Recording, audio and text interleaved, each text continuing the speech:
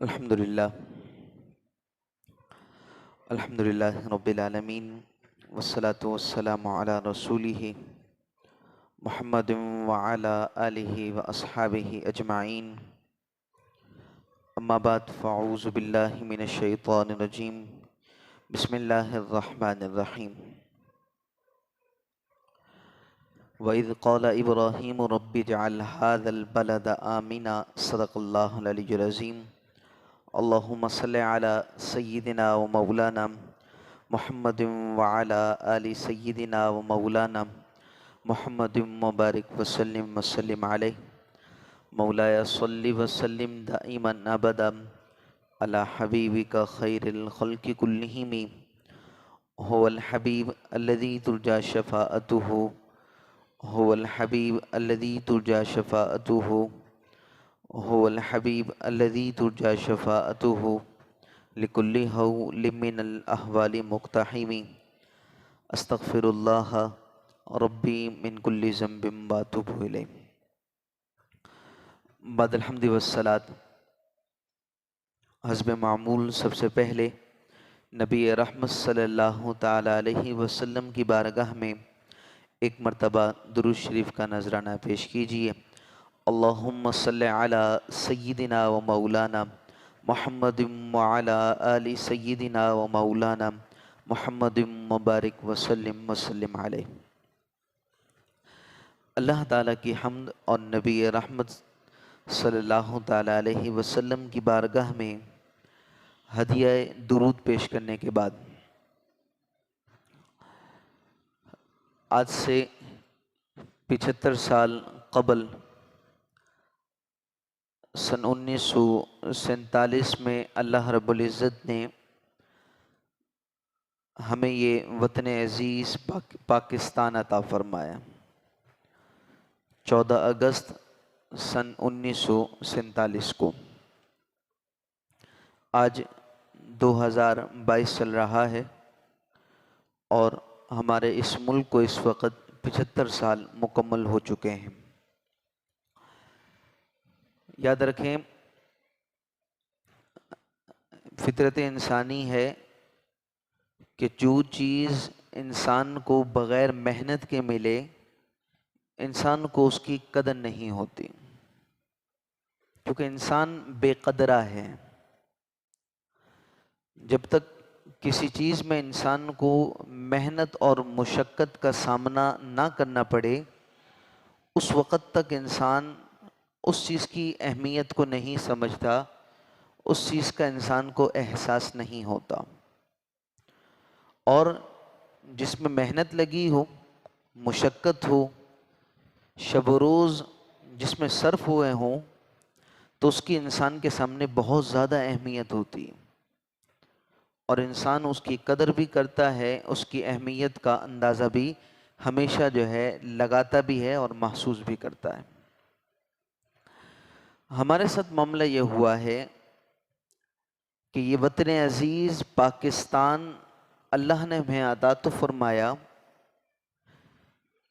لیکن اس میں ہماری محنت موجود نہیں ہے۔ اس وقت جو قوم پاکستان کے اندر رہ رہی ہے بمشکل 1% لوگ اس وقت جو ہے حیات ہوں گے جنہوں نے وطن عزیز پاکستان کی وہ مصائب اور وہ تکالیفیں جو ہیں اپنی آنکھوں سے دیکھی ہوں گی۔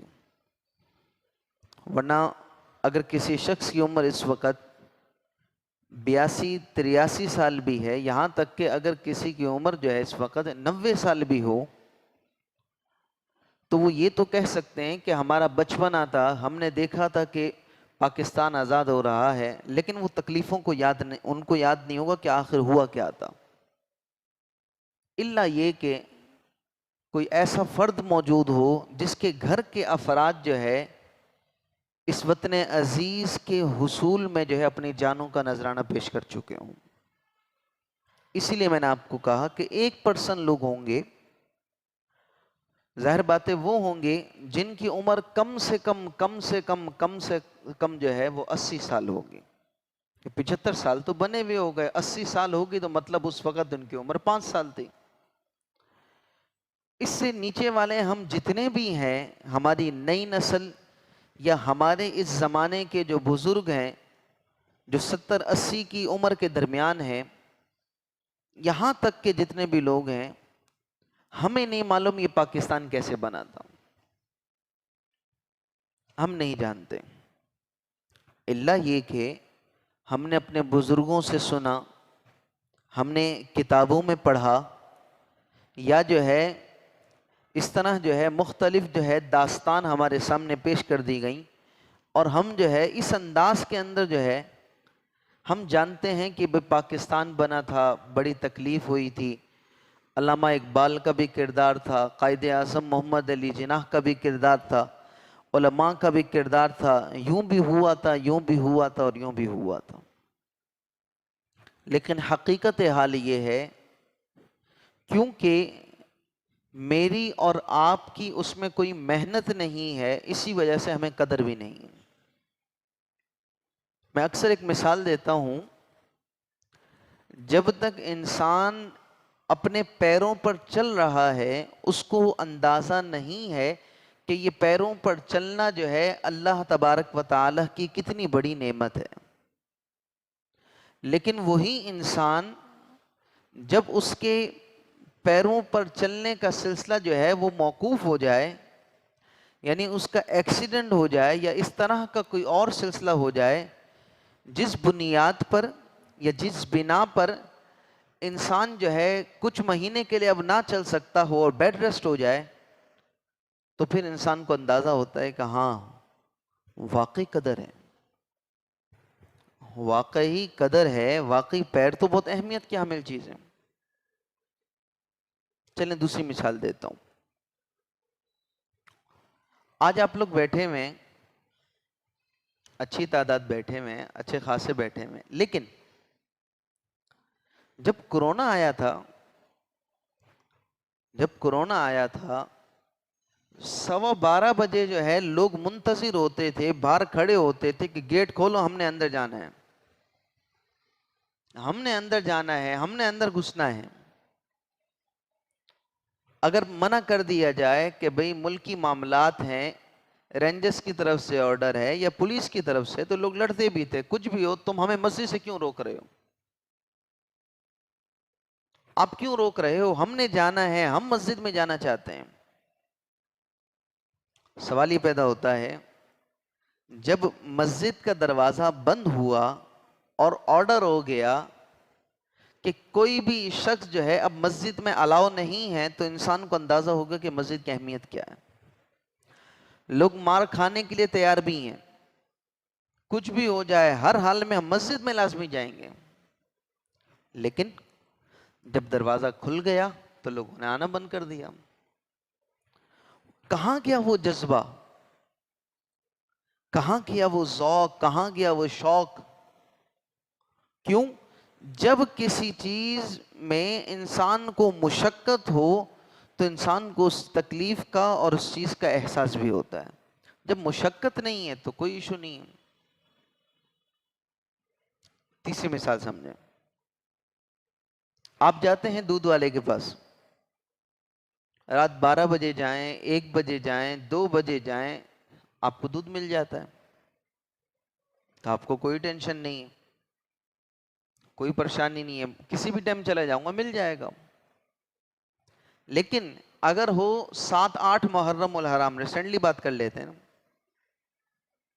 9 محرم الحرام ہو تو گھر والے جو ہے کہنے لگ جاتے ہیں کہ خیال رکھنا دودھ والا بند ہو جائے گا، دودھ ختم ہو جائے گا، ہر حال میں لینا ہے، لائن لگے گی، لمبی لائن ہوگی، لیکن انسان لائن لگے گا اور کہے گا میں تو دودھ لینا ہے۔ کمی ہوئی تو قدر ہوئی، کمی نہیں تو کوئی قدر نہیں۔ اس تمہید کے بعد سمجھانا یہ چاہ رہا ہوں آپ کو کہ یہ وطن عزیز پاکستان بے پناہ قربانیوں کے ذریعے ہمیں ملا ہے۔ آپ اس وطن عزیز کو یہ نہ سمجھیں کہ یہ آپ کو پلیٹ میں مل گیا تھا، کہ معلوم چلا کہ جناب جب قائد اعظم محمد علی جناح نے ارادہ کیا کہ اب ہم نے جو ہے دو قومی نظریہ کو بنیاد بنا کر ہم نے ایک الگ ملک لینا ہے، تو انگریزوں نے کہا اور ہندو نے کہا ٹھیک ہے کوئی مسئلہ نہیں، آپ جانا چاہتے ہیں؟ ہندوؤں نے کہا ٹھیک ہے آپ دوسری جگہ چلے جائیں، اور وہاں سے انگریزوں نے کہا بالکل آرام سے چلے جائیں، کوئی مسئلے کی بات نہیں۔ آپ کیا سمجھتے ہیں ایسا ہو گیا تھا؟ میرے دوستوں، آپ کے کئی نوجوانوں نے اپنی جوانیاں قربان کی ہیں، کئی بچوں نے اپنے بچپن قربان کیے ہیں، اور کئی عورتوں نے اپنی جانوں کے نذرانے پیش کیے ہیں، اس کے بعد آپ کو یہ وطن عزیز پاکستان ملا ہے۔ یہ وطن عزیز پاکستان آپ کے مسلمان بھائی، مسلمان بہنیں، مسلمان بچے، ان کے خون کے بدلے میں آپ کو ملا ہے۔ ایک انقلاب برپا ہوا تھا، لوگوں نے اپنی جانوں کے نذرانے پیش کیے تھے، لوگوں نے اس وطن عزیز کے حصول کے لیے کہ ہاں واقعی ہمیں ایک الگ ملک چاہیے، الگ وطن چاہیے، لوگوں نے جوانیاں قربان کی۔ جوانی قربان کرنا کوئی آسان بات ہے؟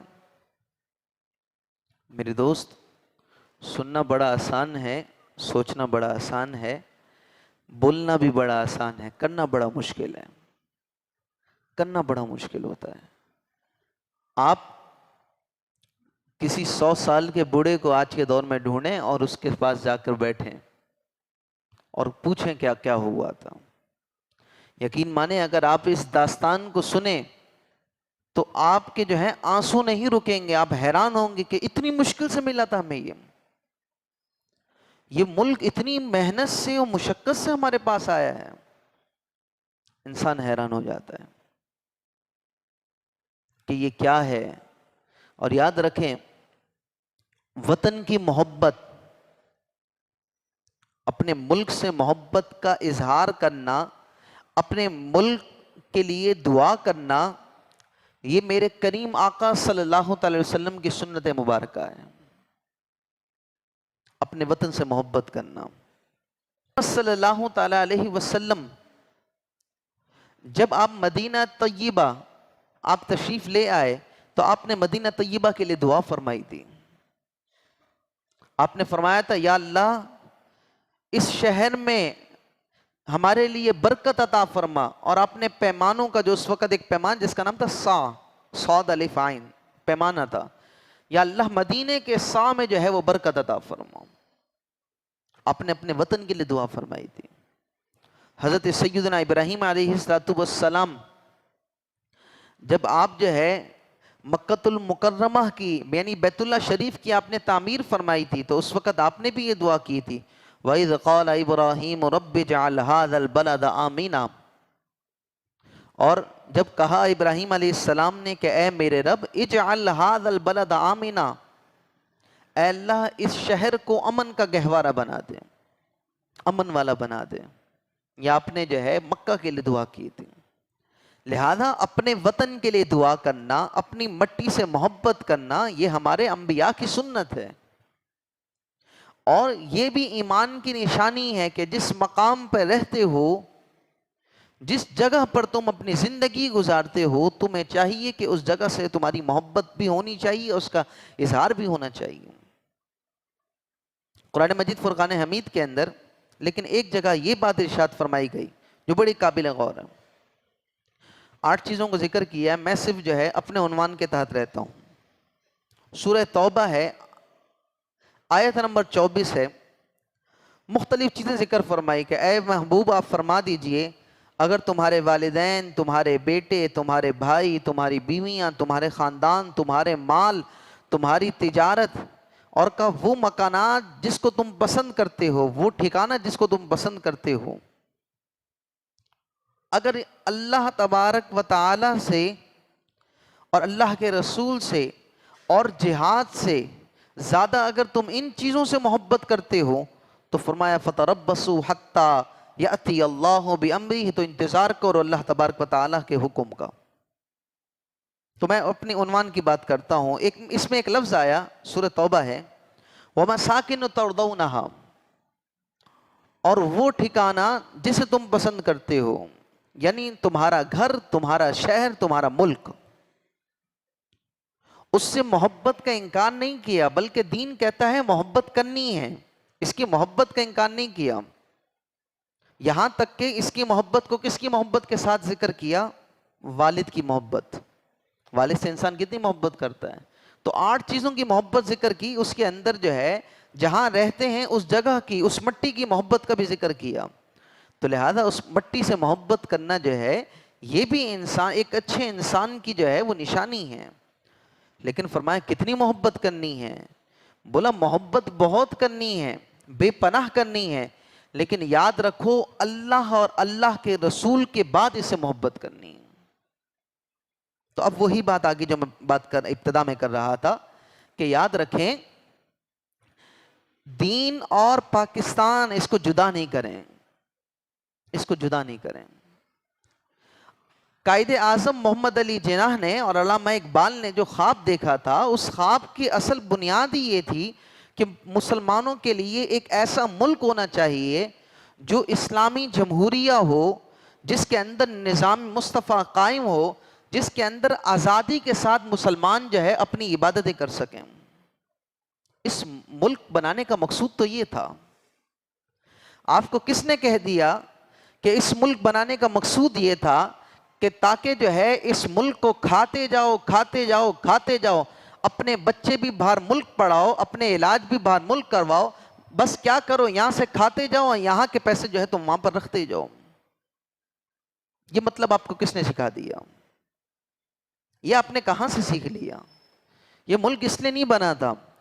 یہ ملک جو ہے تو مقصود یہ تھا کہ ہماری آنے والی نسلیں آسانی کے ساتھ جو ہے اپنے ملک کے اندر جو ہے وہ عبادتیں کر سکیں، کوئی روکنے والا نہ ہو، جب چاہیں اللہ کی بارگاہ میں حاضر ہو جائیں، وہ اپنی تہذیب کو پہچان سکیں، اپنے کلچر کی اہمیت کا اندازہ کر سکیں، اور ان کے رب نے جو ان کے احکامات جو ان کے لیے بیان فرمائے ہیں ان پر وہ عمل کر سکیں۔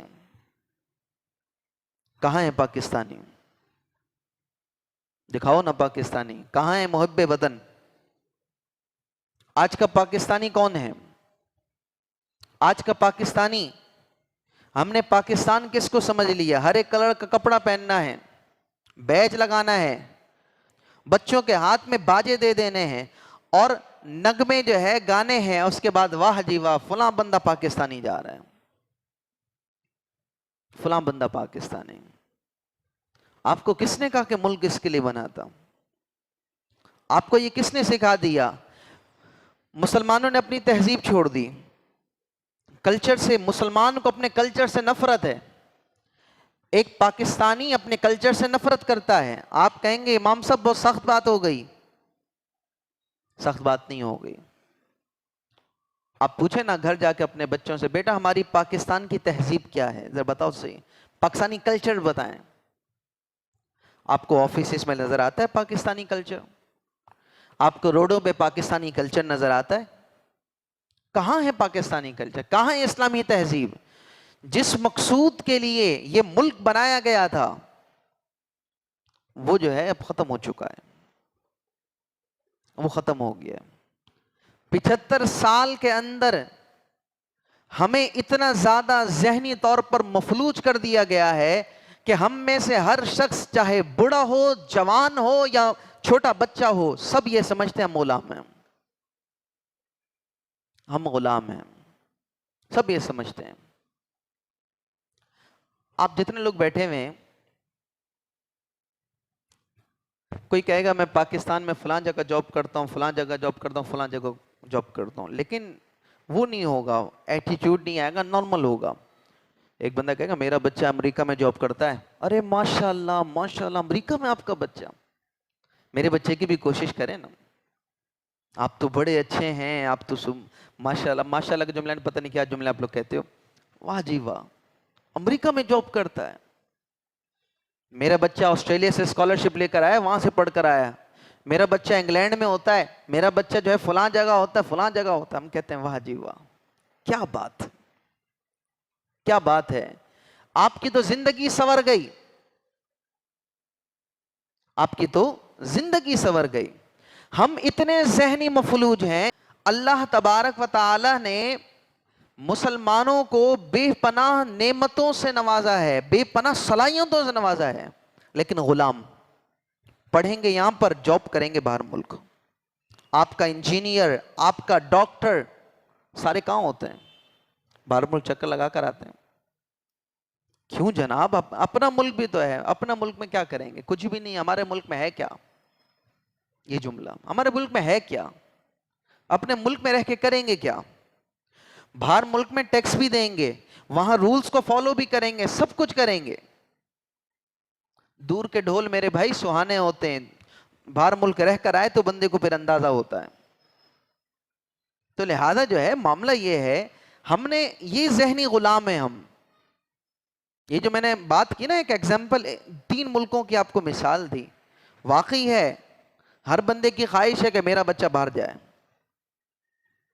میرا بچہ باہر ہونا چاہیے, اس کی وہاں جاب ہونی چاہیے, اس کی فیملی وہاں ہونی چاہیے, اپنی وہاں لائف گزارے اچھی. بیٹا یہاں پاکستان میں رکھا کیا ہے؟ پاکستان میں ہے کیا؟ کیا کرو گے پاکستان میں رہ کر؟ اللہ اکبر و کبیرہ. میں نے کہا نا میرے دوست, کیونکہ غلام ہے نا تو غلام کی زندگی جینا جانتے ہیں ہم. غلامی کی زندگی ہم نے سیکھ لی ہے, لیکن اس لیے ہم جانتے ہیں کہ غلامی کیا ہے. اس لیے ہم یہی جینا چاہتے ہیں, ہمیں یہی اچھی لگتی ہے. میں وہ ایک مثال دی تھی, میں واپسی دینا چاہوں گا. ہماری ایگزامپل وہی ہے. اور جس طرح ایک بادشاہ وقت تھا نا, وہ بڑا پریشان تھا کہ میری قوم جو ہے وہ بڑی بھولی بھاری ہے, کچھ کہتی نہیں ہے, ہمیشہ خاموش رہتی ہے. میرے بعد اگر کوئی ظالم آدمی آ گیا تو اس میری قوم کا کیا ہوگا؟ مختصر جملہ بیان کرتا ہوں. اس نے کہا ایک کام کرتے ہیں, اس نے وزیر کو کہا, وزیر نے کہا بادشاہ سلامت ایک کام کریں, ان تمام کو روزانہ جو ہے حکم دیں کہ ان تمام کو ایک ایک جوتا لگے گا. ہو سکتا ہے کہ آپ کے پاس آ جائیں اور آپ ظلم کے خلاف آواز اٹھائیں. انہوں نے کہا ٹھیک ہے. ایک ایک جوتا روزانہ لوگوں کو مارنے لگے. 1 دن گزرا, 2 دن, 3 دن, 4 دن, 5 دن, کوئی آیا ہی نہیں. بادشاہ پریشان کہ میں ان پر ظلم کر رہا ہوں, میں روزانہ جو ہے ان کو جو ہے جوتے مار رہا ہوں, لیکن ان میں سے کوئی بول ہی نہیں رہا. جب 1 ہفتہ گزرا تو کچھ افراد آئے. بادشاہ سلامت اندر سے بڑا خوش ہوا, بولا شکر یہ لوگ آ رہے ہیں, حق بولنے کے لیے آ رہے ہیں, لہذا اب مجھے امید ہے کہ میرے ملک تباہ نہیں ہوگا. میرے مرنے کے بعد اگر کوئی ظالم بھی آئے تو اس کے خلاف یہ آواز اٹھا سکیں گے. چنانچہ ہوا کیا, جب سامنے آئے بولا جی کیا ہوا؟ بولا بادشاہ سلامت معاملہ یہ ہے کہ آپ نے جو ہے جوتوں کا حکم دیا ہے کہ بھئی تمام بندوں کو ایک ایک جوتا لگے گا, بعد میں تم نے جاب میں جانا ہے. بولا تو پھر؟ بولا بادشاہ سلامت معاملہ یہ ہے, جوتا مارنے والا ایک ہی بندہ ہے اور ہم بہت زیادہ لوگ ہیں, لہذا مہربانی فرما کر ایک جوتے مارنے والے کا اور اضافہ فرما دیجئے. تو میرا اور آپ کا حال یہی ہے. جب کوئی چیز مہنگی ہوتی ہے, الٹا یہ کہ اس کا بائیکاٹ کیا جائے. ہم وہ قوم ہیں, وہ غلامانہ فکر والی قوم ہے, ہم فوراً پیٹرول پمپ پہ آ جاتے ہیں, جلدی جلدی بھراؤ مہنگا ہو جائے گا. ہم وہ ہیں. میرے دوست یہ وطن ہمارا ہے. وہ ایک بندے نے کہا تھا, مجھے بڑی اچھی بات لگی, میں نے کہا واقعی ایسا ہی ہے. ایک نے کہا یہ وطن ہمارا ہے, تم ہو خام خواہ اس میں. تو واقعی میرے دوست حقیقت حال تو یہی لگتی ہے کہ بس یہ سیاسی لوگوں کا ملک ہے, ان کے بچوں کا ملک ہے, ہم تو اس میں خام خواہ رہ رہے ہیں, ہم خام خواہ ہی ہیں. واقعی ایسا ہی لگتا ہے. لہذا آپ کے امام صاحب کیا کہنا چاہ رہے ہیں, کل سے جو ہے ہم باہر روڈوں پہ نکل جائیں, میں آپ کو یہ نہیں کہتا, لیکن کم از کم جو غلامانہ فکر ہمارے دماغ میں بیٹھ گئی اس کو نکالیں. اپنے ملک سے پیار کریں, اپنے ملک کے وفاداروں کو پہچانیں اور اپنے ملک کے غداروں کو پہچانیں. اور ہمیشہ جب دعا کر رہے ہوں تو جب سب کے لیے دعا کریں تو اس ہاتھوں کو اپنے ملک کے لیے بھی اٹھایا کریں. اپنے اس وطن عزیز پاکستان کے لیے بھی دعا کیا کریں. اس مٹی سے محبت کریں, اس مٹی کے وفادار بنیں. جب آپ وفادار ہو جائیں گے نا, آپ کے سامنے جب کوئی وفاداری نہیں ہوگی تو آپ کو نظر بھی آئے گی. میرے پاس اس وقت نہیں ہے, ورنہ میں آپ کو بتاؤں کہ اس وقت ہمارے ساتھ ہو کیا رہا ہے اور کس کس انداز کے اندر جو ہے ہمارے ساتھ جو ہے کھلواڑ ہو رہا ہے. صرف ایک بات کرنا چاہوں گا, یہ کل کی خبر ہے, کل کی خبر ہے کہ 500 ڈائیورس کیسز فائلڈ ان 10 days ان لاہور کورٹ. پچھلے 10 دنوں کے اندر لاہور کے اندر 500 لڑکیوں نے یہ فائل کیس کیا ہے کہ ہم اپنے شوہروں کے ساتھ نہیں رہنا چاہتے. 500 کتنے دنوں میں دوست؟ 10 دنوں کے اندر. یہ کل کی نیوز ہے. بندہ سوچ، آپ کہیں اچھی بات ہے نا، اپنا حق لے رہی ہیں. میرے دوست آپ نہیں سمجھ رہے جو سوچ آپ کو دینا چاہ رہا ہوں. وہ جو میں نے کلچر کی بات کی تھی نا، اپنی تہذیب کو چھوڑنا. جس تہذیب سے ہم نے بچوں کو نفرت کروائی نا، بچی کو کہا بیٹا خیال کرنا دوپٹہ نہیں پہننا، خیال کرنا کپڑے جو ہے باریک ہونے چاہیے، باریک سے باریک، باریک ہوئے پھر باریک ہوئے، اور باریک ہوتے ہوتے اب کپڑے ہی نہ رہے. اب رہے ہی نہیں. پہلے آستینیں تھیں، یہاں تک ہوئی، یہاں تک ہوئی، یہاں تک ہوئی، اس کے بعد اللہ حافظ. اب ہے ہی نہیں. تو یہ تو بہت مختصر سی بات ہوگی، میں آپ کو کیا بولوں. تو میرے دوستوں پھر یہ نہیں ہوگا تو کیا ہوگا؟ اور آپ اس پڑھیے گا اس چیز کو، جس چیز کے میں اشارہ دے رہا ہوں. ان 500 کیسز کے اندر جو میجورٹی کہہ رہے ہیں، بولا وہ کیسز ہیں جس میں لو میرج ہوئی ہے. لو میرج ہوئی ہے، جذبات میں شادی کر لی، سب کچھ ہو گیا، سلسلہ ہو گیا، اب جو ہے کہتے ہیں ہمیں سمجھ ہی نہیں آ رہا. پاکستانی کلچر جب سے اسلام کے خلاف آپ کا آیا ہے، اس وقت سے آپ کا نقصان ہو رہا ہے. آپ جتنے یہاں بوڑھے لوگ بیٹھے ہوئے ہیں، آپ بتائیں پرانے دور میں اتنی زیادہ طلاقیں ہوتی تھی؟ آپ کو یاد ہے؟ کوئی برادری میں بامشکل کوئی ایک طلاق آپ کو کبھی نظر آتی تھی سالوں میں؟ ہاں بھئی فلاں کے وجہ طلاق ہو گئی، بڑا افسوس ہو، کوئی ایک نظر آتا تھا. اور اب بتائیے گا کیا ہو رہا ہے؟ کیوں؟ کیونکہ یاد رکھیں جب تم وفادار نہیں ہوگے تو پھر کچھ بھی نہیں ہوگا، پھر ہر چیز الٹی چلے گی. جب پاکستان جس مقصد کے لیے بنا تھا، نظام مصطفیٰ کے قائم ہونے کے لیے، یہ ملک بنا تھا اس لیے کہ اپنی آزادی کے ساتھ آرام سے عبادتیں کرو، جو دین تمہیں کہہ رہا ہے اس پر آسانی کے ساتھ عمل کرو. جب تم نے وہ چھوڑ دیا تو ظاہر بات ہے سب کچھ ختم ہو گیا. جب ہم نے وہ چھوڑ دیا تو سب کچھ ختم ہو گیا. آج ہم ہیں پاکستان میں لیکن کلچر ہمارا انگریز کا ہے. ایک بات کرتا ہوں، 65 کا پاکستانی کلچر تھی، یہاں تو شلوار قمیض تھی یا دھوتی تھی، ویسے قومی لباس میں شلوار قمیض آئے گا. تو لہذا جو ہے کتنا رائج ہو گیا، اتنا رائج ہو گیا کہ غیر محسوس طریقے سے اتنا زیادہ کہ اس کے بغیر جو ہے ہمارا گزارا نہیں ہے. اب اتنا رائج ہو گیا. میں یہ نہیں کہہ رہا کہ ناجائز ہے، میں آپ کو جو فکر دینا چاہ رہا ہوں اس کو دیکھیں. آپ کیسے رائج ہوا سمجھ ہی نہیں، معلوم ہی نہیں چلا.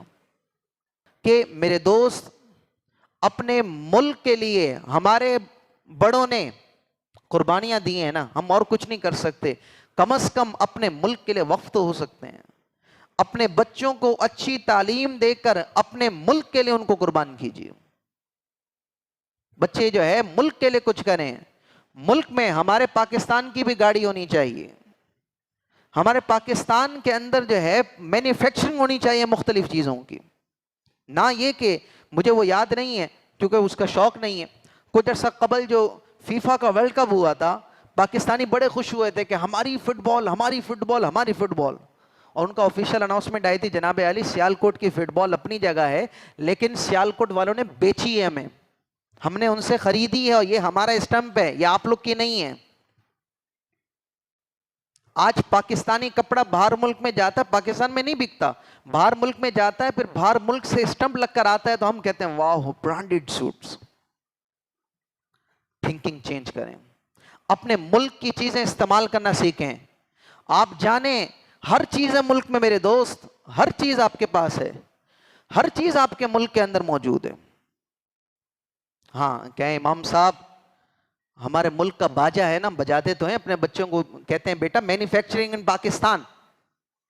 چائنا نے بھی بنایا، ہم نے خود بھی بنایا، اس لیے دیتے تو ہیں. امام صاحب آپ کو ٹینشن ہو رہی ہے، آپ انشاءاللہ 13 اگست کو رات کو دیکھیے گا، آپ کو باجا ہی باجا نظر آئے گا. قربان جائیں آپ پر، آپ کے بچوں پر بھی. آپ کی سوچ پر بھی، آپ کے بچوں کی سوچ پر بھی. قصور آپ کا ہے، بچوں کا نہیں ہے. بعد میں نہیں کہیے گا بڑے ہو کر امام صاحب میرا بچہ تو مجھے مارتا ہے، میرا بچہ تو یوں ہو گیا یوں ہو گیا یوں ہو گیا. جب بچپن میں تو نے اس کی تربیت نہیں کی تو بڑے ہو کر کیا کرے گا؟ تیرا ہاتھ چومے گا. اسی لیے خود بھی محب وطن بنے اور اپنے بچوں کو، اپنے گھر والوں کو، سب کے بھی محب وطن بنائے. اللہ تبارک و تعالی ہمارے ملک کا حامی و ناصر ہو اور